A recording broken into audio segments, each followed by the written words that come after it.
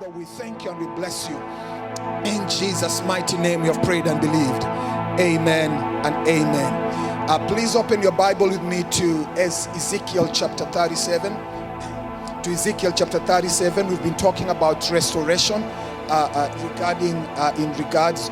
line with Ezekiel chapter 37.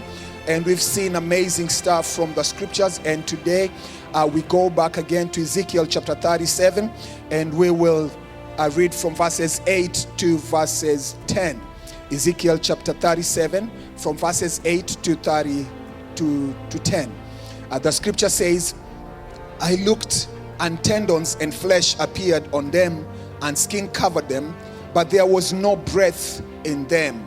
There was no breath in them. That's what the scripture says. There was no breath in them. Verse 9, then he said to me, prophesy to the breath, prophesy, son of man, and say to it, this is what the sovereign Lord says. Come, breath, from the four winds and breathe into this slain, that they may live. Verse 10, so I prophesied as he commanded me, and breath entered them. They came to life and stood up on their feet, a vast army. Another translation says a great army.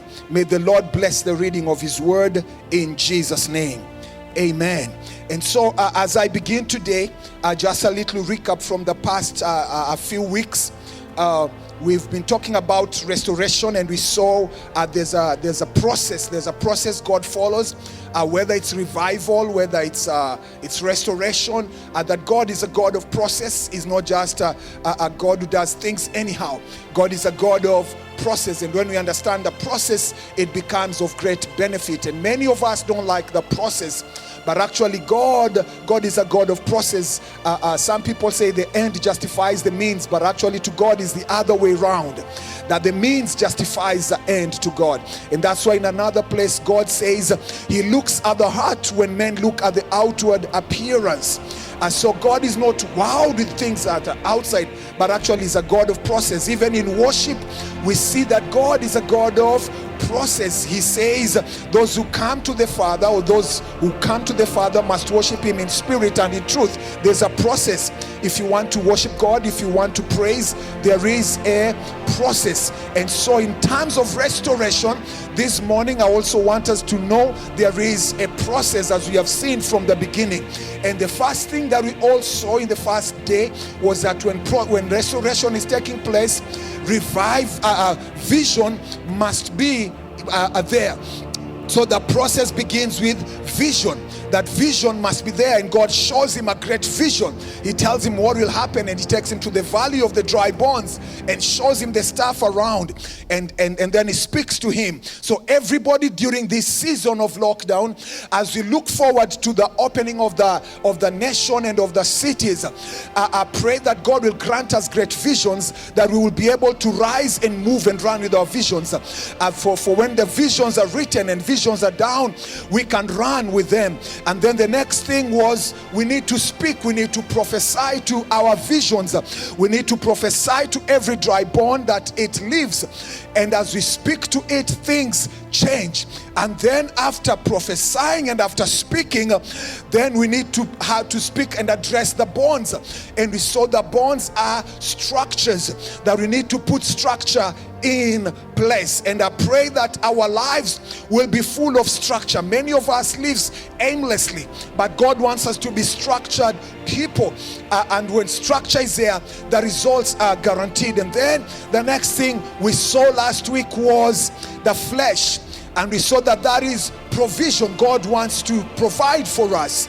God gives us the power to make wealth, and when we receive the power to make wealth, our lives change, the kingdom change, and we can propagate the kingdom of God. You're not just looking for wealth just to be rich for richness sake, but actually it is to establish the kingdom of God. And then in verse number 8, where we read this morning, he says, I looked, and the tendons and the flesh appeared on them, and skin covered them, but there was no breath in them. There was no breath. And I want today to speak about breath, because it says here that the bodies were there, but there was no breath. There was no breath. And if the bodies had formed and there was no breath, then it means that valley changed from a valley of dry bones into a valley of dead bodies.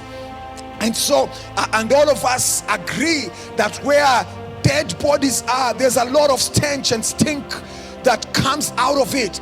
And God does not shy away. God does not run away. God commands a prophet again to speak to those dead bodies. And he tells him the first thing that you need to do is to prophesy. And in verse number 9 it says, then he said to me, prophesy to the breath. Prophesy, son of man, and say to it, this is what the sovereign Lord says. Come, breath, come from the four winds. Breathe into these slains that they may live. And so God speaks and tells the prophet, speak to the bones, speak to the bodies that are dead. Prophesy to them, say, breath, come. And so this morning, as we look at breath, we will in terms of breath, breath is simply life. Breath or wind is life or spirit. Every body must have a spirit in it for it to be alive. And so God says, son of man, prophesy to the wind. Command the four winds to come and breathe into these bodies that are dead, so that they can become alive. And this morning it's my prayer that wherever you are, you will speak life to every dead situation that is facing you. You will take charge and prophesy. And I want to encourage you this morning, prophesy, son of man, wherever you are, prophesy the word of God. Speak life to that situation in the name of Jesus Christ, and life will come forth. When everybody is seeing dead things around, we are the generation that rise up like Ezekiel, and we decree life. We command the four winds, and when he commanded the four winds, those are simply God is simply saying, bring life from everywhere, and that these dead bodies receive life. And this morning is my prayer that wherever you are, may you receive life in Jesus' name. If you're there, say amen. Said breath is life. The first time we see breath being blown, we see the first time we see that, we see it in Genesis, and that starts by God himself, where God now breathes life. In Genesis chapter 2 verse number 7, the Bible says, after God had formed man from the dust of the ground, he breathed into his nostril, and man became a living being, or a living soul. So God had formed man and made him out of the clay, out of the dust, whatever it was, and man was there, but he was dead. Then God breathed on man, and man became a living soul. So, and that's where in Hebrew that breath or breath is ruach, the breath of God. And this morning, wherever you are, for nothing is impossible with God. Things are impossible with man, but not impossible with God. And we speak the word of God. We say the way God breathed on man, his ruach, his breath, and man became a living being. We pray in your home this morning that Heavenly Father will blow over your life. He will breathe over your life. He will breathe over everything around you, so that life will come. And this morning I pray for you that may the breath of God, the life of God, come upon your home. May the breath of God come upon your children. May the breath of God come upon your family. May the breath of God come upon your city. May life spring forth again. May life take over again. May the passion be there. May the zeal be there.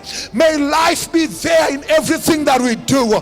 If you are listening to me, shout hallelujah wherever you are, because the breath of God is visiting your home in the name of Jesus Christ. And I stand as a servant of God this morning, and I say, whatever looked dead when we began this lockdown, the breath of God will reverse it. The breath of God will change it. For with God nothing is impossible. And I pray that the God of possibilities visits you and changes everything around you. in the name of Jesus. And so anything that was dead, whether it was a relationship that was dying, whether it is somebody that was having a bad health, today we say, let the breath of heaven, the breath of God visit your home. Let the Lord God breathe over you and give you life in the name of Jesus Christ. And that's why before the lockdown began, we said we shall live and not die to decree the works of the Lord. Why? Because the breath of God is in our lives, and it's my prayer that you enjoy that breath, you enjoy that life like never before. In the next place we see something about life, because breath is life. We see in John chapter 14 verse number 6, Jesus says, I am the truth, I am the way, the truth, and life. And anyone that comes to him will the Father accept, and no one comes to the Father except through him. And so if we want the breath of life, we must come through Jesus Christ. And if you're watching me this morning and you're not born again, the only way you receive life is when you receive Jesus Christ in your life. And Jesus gives you eternal life that cannot end. And I pray wherever you are not talking about you being a church goer, you are not talking about your good morals. No, you can have good morals and you're dead, because there's many dead people who are alive, the living dead. But it's my prayer that your eyes will open and your heart will open, and you will receive Christ. You will receive life from him in the name of Jesus Christ. And so we see in this account, it's the wind that brought life to these dead bodies. And then the second thing we see is that valley in chapter 37. The bones, when we began the journey, we saw that the bones came together. The flesh covered them. The bones started rattling. The flesh covered them. It is not enough.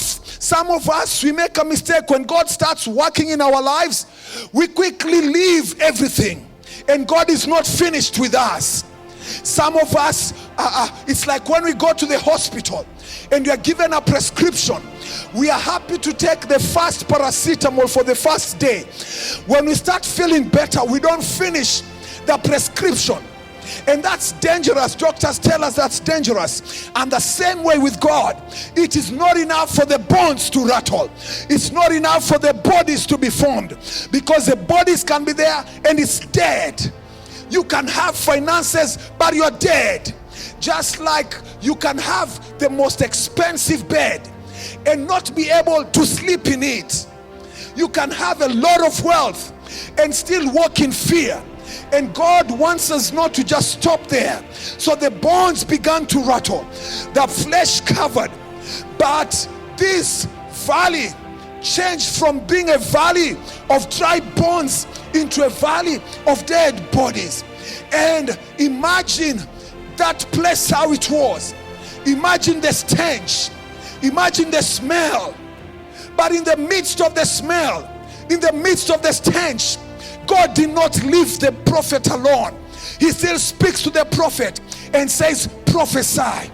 And allow me for 1 minute to speak to you this morning, that no matter whatever situation you're faced with, no matter how it is stinking this morning, no matter how ugly it is, do not run away.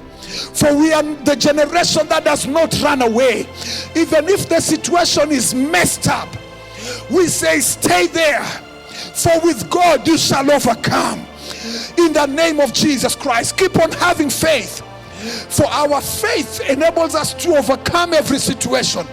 And God tells him, don't run away. Prophesy life. Speak life to it. And whatever you're faced with this morning, do not run away. Prophesy life. Speak life to it. Do not run away. Speak life to it. Prophesy life to it. And this morning we stand together with you and we speak life. We prophesy life. Though that bones are formed, though the bodies are dead, we choose not to live and have a burial service. We choose to speak life in the name of Jesus. In that decree, you shall not be buried. Your business will not be buried. The things that you have done shall not be buried. You shall not be history. You shall live again. You shall rise. The Bible says weeping may endure for a night, but joy comes in the morning. And I want you to burst forth with joy, because life is coming across you in the name of Jesus Christ, for the glory of heaven. In Jesus' name, you will live.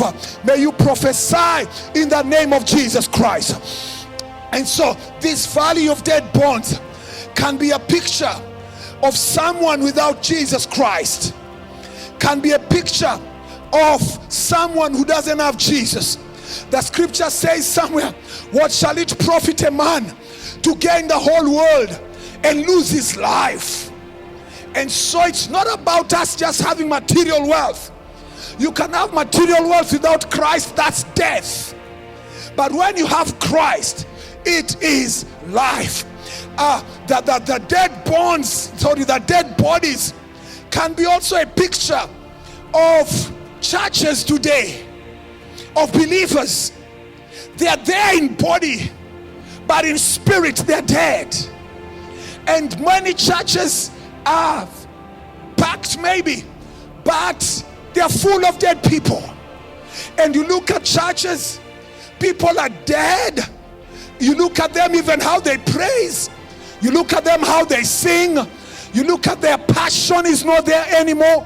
And some people are dead. And we pray today that God shall revive us, that God shall give us strength again, that the church will come out with passion, that the church will rise up in fire for the glory of heaven.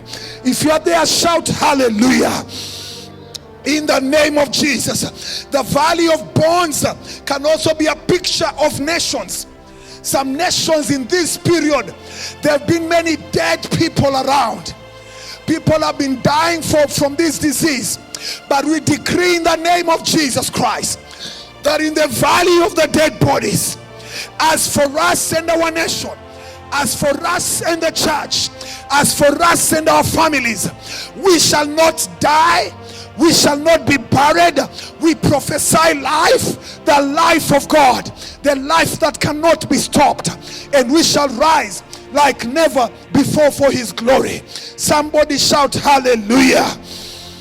In the name of Jesus Christ. And so the picture, this valley of dead bones can be a picture of a house.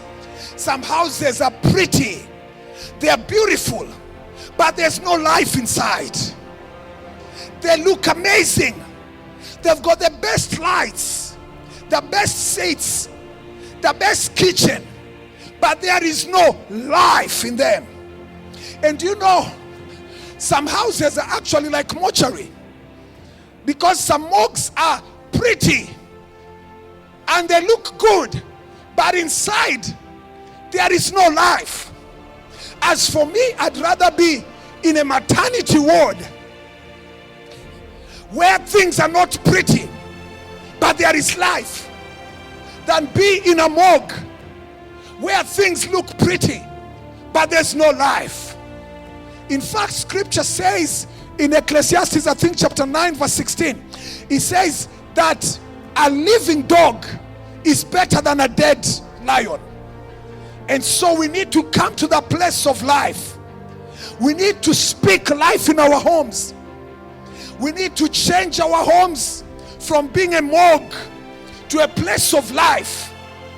We need when the church opens back again, could it be God is awakening us all up, that we were used to things and dead to his move, that God is awakening us up again to look forward for a great revival, that when church starts again, it should not be normal.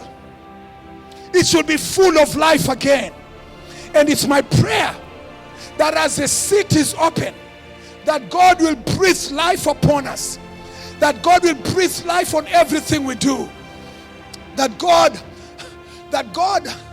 You know, you can pray without life, it feels dry. But when there is life, prayer is fun. When there is life, worship is fun. When there is no life, even if we play keyboard 10 times better, still you're dead. I've never seen the dead dance. I've never seen the dead worship. That's why it's my prayer that we will worship God like never before. If we are alive, because the scripture says, let everything that has breath praise the King of Kings and the Lord of Lords. And today we stand to prophesy. We stand to speak and to say, let the nations rise. We say, let our city rise in life. We say our families will rise in life. And we speak life in the name of Jesus Christ. Jesus said, I have come that you might have life and have it in abundance. It's my prayer that abundant life will visit your home in the name of Jesus Christ. Then the last thing as we finish today, we see from the beginning of this chapter, there is a common thing, and that is to prophesy. And God speaks to this prophet and tells the prophet, prophesy, son of man. And this has shocked me throughout this passage. God would have done what he did in Genesis chapter 2 verse 7. But once man became a living being, God stopped to prophesy. God is not a prophet anymore. God stopped to speak prophetic stuff. Now God wants you and me to take our place and prophesy.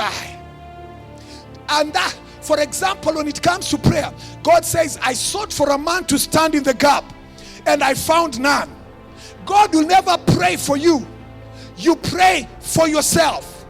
And God wants us to take our place and prophesy. And we have seen there, and God commanded him to prophesy. And he was to prophesy to the breath and command the wind to come forth. What an authority God gives us this morning. And wherever you are, God is giving you authority. God has given you power that you can stand this morning and prophesy and speak. And I want you this morning, wherever you are, speak to every situation in your home. Speak to everything around you. Command it to live. Command life to come into it in the name of Jesus Christ. And he says he commanded the wind from the four corners of earth or heaven to appear. And this morning, wherever anything is meant, or wherever anything that is supposed to bring life to you, wherever it is, I pray that you shall prophesy so that it appears. The wind from the four corners had to appear when this man prophesied. And today we prophesy that everything that is needed for you to live, let heaven supply.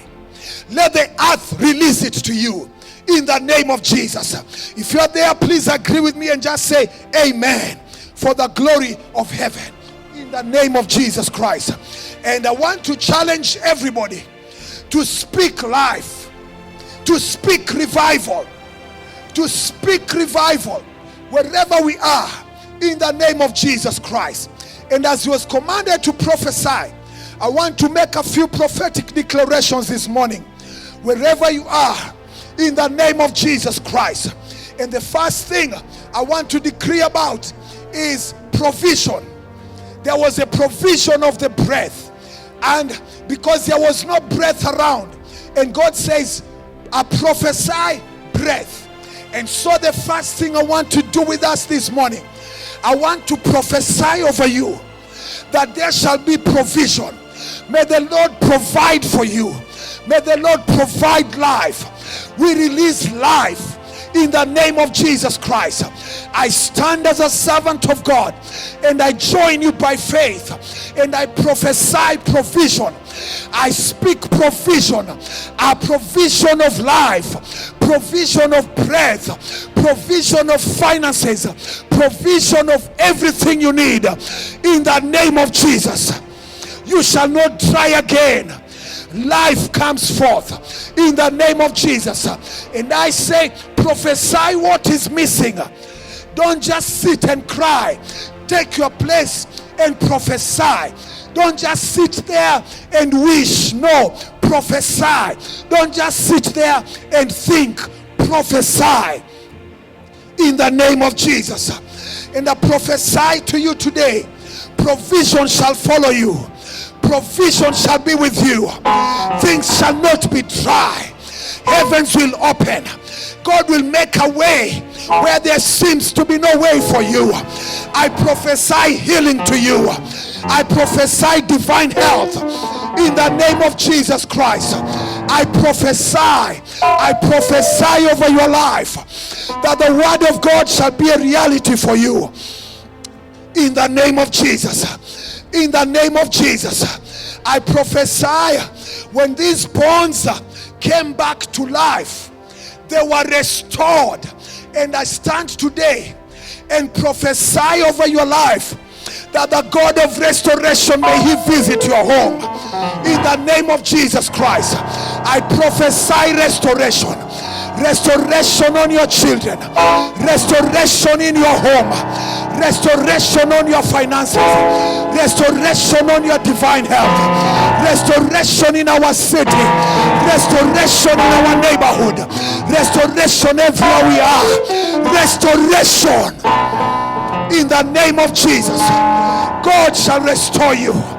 I prophesy restoration in the name of Jesus.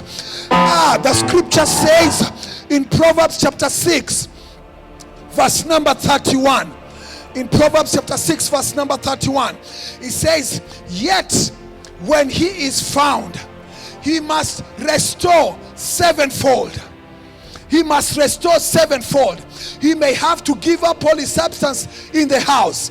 So this morning, wherever you are, every devil that was trying to steal stuff from you, we decree 7 times restoration in the name of Jesus Christ. We decree 7 times restoration in the name of Jesus. The devil will regret for touching your health, because God is bringing 7 times restoration. The devil will regret for touching your finances, because from now, restoration 7 times in the name of Jesus. I see you being restored. I see you being restored 7 times. You will be 7 times better and not 7 times bitter in the name of Jesus. Restoration, you will be 7 times sweeter and not 7 times sweating in the name of Jesus. Restoration in the name of Jesus. Wherever you are, put your hand on your head and decree, I am receiving restoration. Decree, I am receiving restoration. 7 times restoration in the name of Jesus. If you have your children there, put your hands on them. Prophesy 7 times restoration in the name of Jesus. There will be 7 times better when they go back to school. There will be 7 times better when they get out again in the name of Jesus. Your house is rising up 7 times better in the name of Jesus. I prophesy restoration in the name of Jesus. And the scripture, the other day, God spoke to Joel, and he told Joel, and I will restore to you the years, in Joel chapter 2 verse 25, and I will restore to you the years that the cankerworms, the caterpillars, whatever pillars, whatever worms had stolen. May the Lord of heaven, the God who has sustained this ministry, The Lord God Almighty, may He restore to you everything that was stolen. And that is not the only thing. That scripture says, and I will restore to you years. Every time, all the time that has been wasted, that has been taken, I pray that Jehovah will restore to us in the name of Jesus Christ. And I see you being restored. The scripture says, in the witness of 2 or 3, a matter is established. We have seen in Joel that God wants to restore. We have seen in Proverbs, God will restore. And today we release angels of restoration. We release a grace of restoration. You shall be restored. You shall be restored in the name of Jesus Christ. Glory, glory, glory, glory in the name of Jesus. The other thing I want to prophesy over you, I want to prophesy revival. The Bible tells us about Elisha, that Elisha had prayed for the Shunammite woman to have a child. Then that child died. But Elisha came back and lied on the baby and blew in the baby's mouth, and the baby came back to life. We decree today, the way that baby was dead was revived back to life. We speak revival in your life, revival in our city.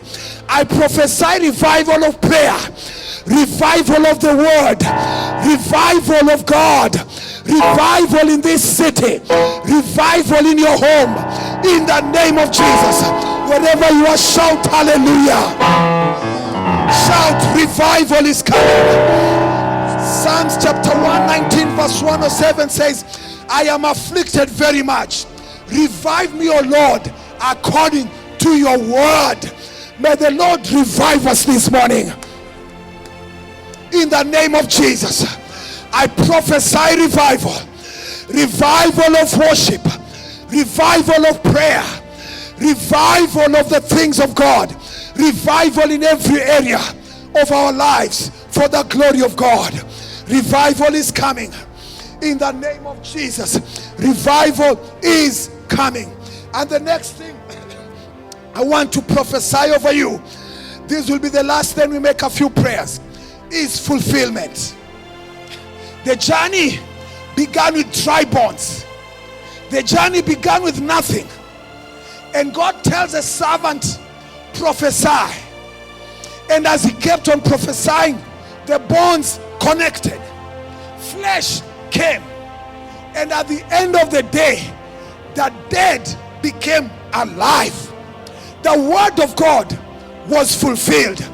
And I prophesy to everybody listening to my voice, every prophetic word that has come to you, may the Lord Almighty, who watches over his word to perform it, may it be fulfilled in your life. I release the grace of speed, that the word shall be fulfilled sooner than we thought, in the name of Jesus. And that's why scripture says in Isaiah 55 verse 11, so shall my word not go forth void. So shall my word be that goeth forth out of my mouth. It shall not return to me void. It shall perform. It shall accomplish. This morning there shall be a fulfillment of the plans of God in your life. This morning there shall be a fulfillment. As we go to the new month, there shall be a fulfillment.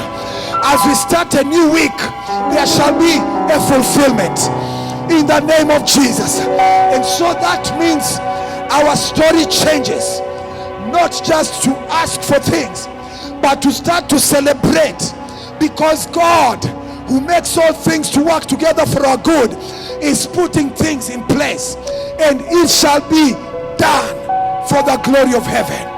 God, who does not disappoint, will make sure that everything shall be fulfilled.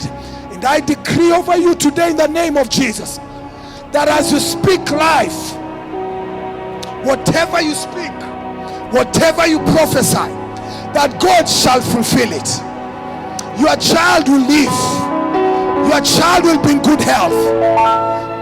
May the Lord heal your child in the name of Jesus Christ. There's somebody watching me this morning. Wherever you are, you woke up feeling a heavy headache or heavy headache on the right side of your head. I decree in the name of Jesus, receive your healing wherever you are. In the name of Jesus Christ, be healed, be healed, be healed. In the name of Jesus. And there's somebody watching me this morning. You had an operation a few months ago and you are afraid because there's still pain from it. I decree today, the Lord heals you. From today, that pain ends. The Lord heals you in the name of Jesus Christ. For He is the Lord who heals all our diseases in the name of Jesus. And so we decree fulfillment of the word. Your family will be lifted up again. You will rise from the ashes. You will rise from pain. You will rise from the dust, and you shall live again. Wherever you are, I want you to stand with me as we make a few prayers, then we shall finish today.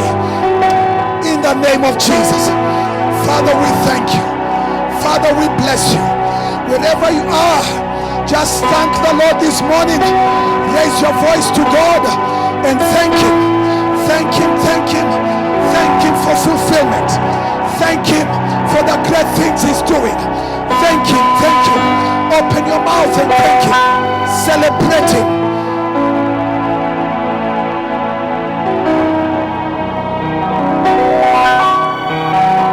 Just celebrate Him.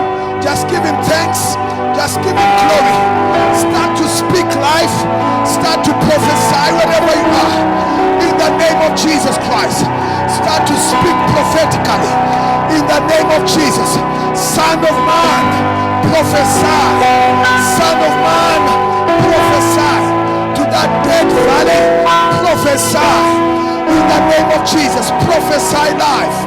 Prophesy, prophesy. In the name of Jesus.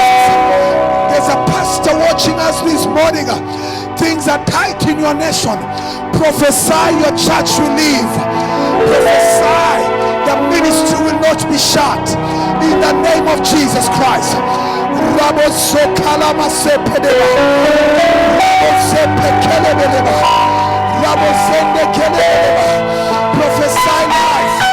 Prophesy life.